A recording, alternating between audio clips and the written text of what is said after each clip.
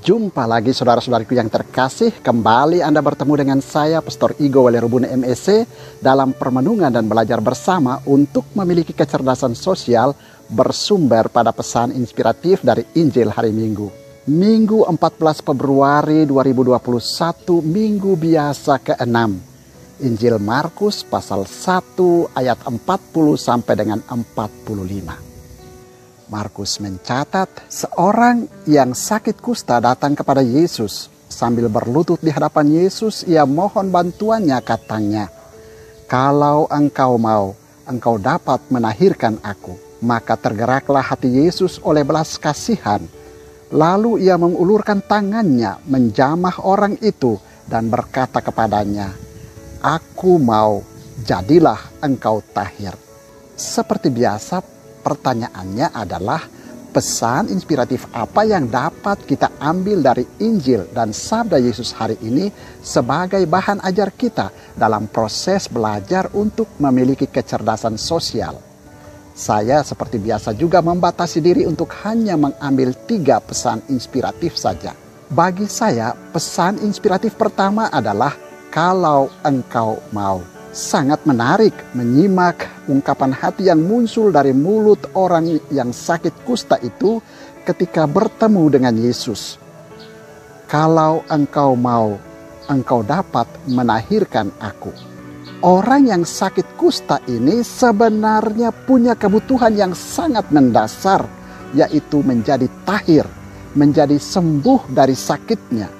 Dia pasti sangat rindu untuk mengalami kesembuhan. Namun ketika bertemu dengan Yesus, dia tidak mengatakan kepada Yesus bahwa, "Tuhan, saya mau sembuh. Saya mau Tuhan menyembuhkan saya." Melainkan, "Kalau engkau mau."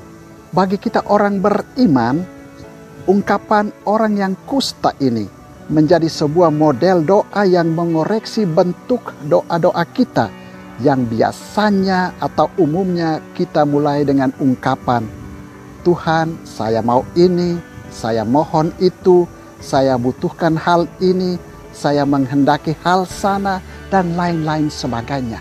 Orang yang sakit kusta ini mengajarkan kepada kita bahwa kalau kita berdoa, yang kita cari dan kita mohonkan adalah kehendak Tuhan untuk kondisi kita.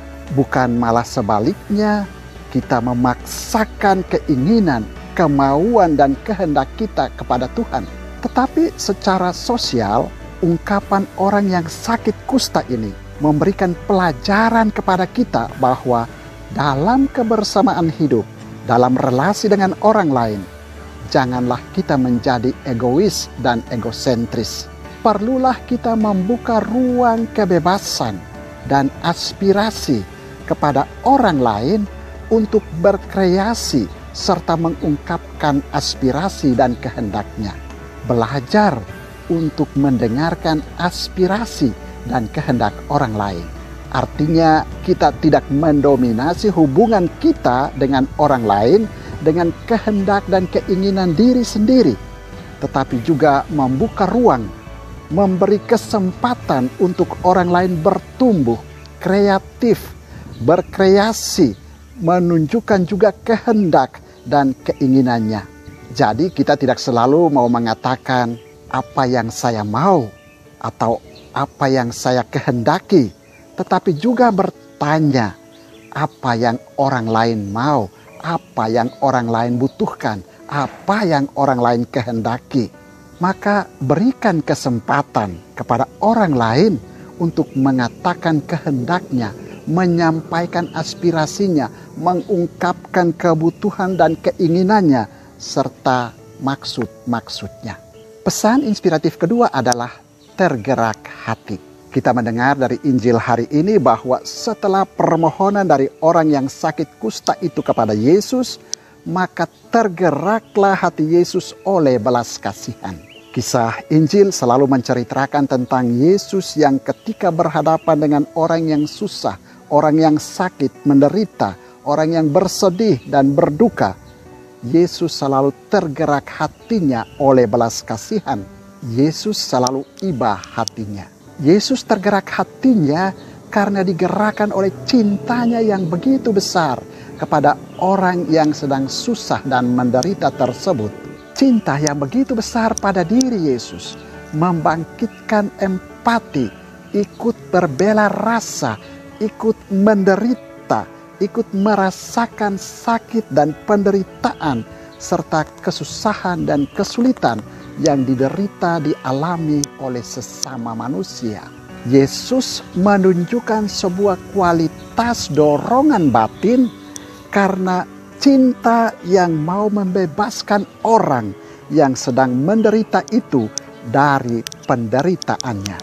Maka pesan inspiratifnya jelas. Kalau melihat orang yang sedang mengalami susah, sakit, sedih, menderita, belajarlah untuk bersimpati dan berempati. Belajar untuk berbela rasa, ikut merasakan nasib derita dari orang tersebut.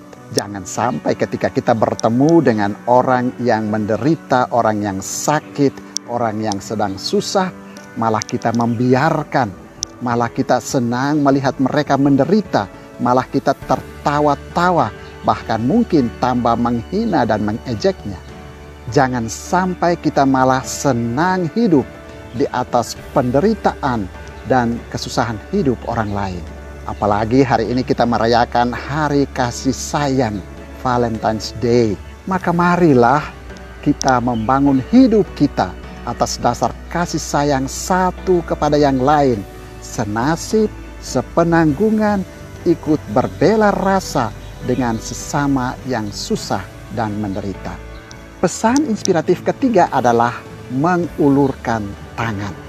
Yesus menunjukkan kepada kita bahwa tahap lanjutan dari tergerak hati oleh belas kasihan adalah mengulurkan tangan. Penginjil Markus menceritakan, lalu Yesus mengulurkan tangan, menjamah orang itu dan berkata, "Aku mau, jadilah engkau tahir." Tindakan Yesus yang dikisahkan di dalam Injil ini mau mengajarkan kepada kita bahwa jangan hanya merasa iba kepada seseorang lalu selesai. Jangan berhenti pada rasa iba atau rasa kasihan. Sering kita melihat orang susah, sakit, menderita, dan tertimpa kemalangan hanya bilang, "Kasihannya," atau "kasihan sekali orang itu," atau "sungguh kasihan dia." Tapi kemudian kita tidak melakukan apa-apa.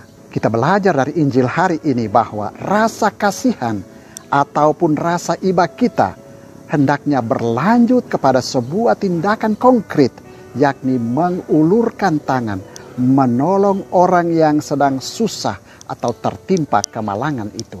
Uluran tangan kita bisa dalam bentuk materi kalau memang kita memilikinya dan kita dapat memberikan kepada orang yang susah itu. Tetapi juga uluran tangan kita bisa dalam bentuk keberpihakan, dukungan, penghiburan, memberi semangat dan motivasi kepada mereka yang sedang susah dan kesulitan dalam hidup itu.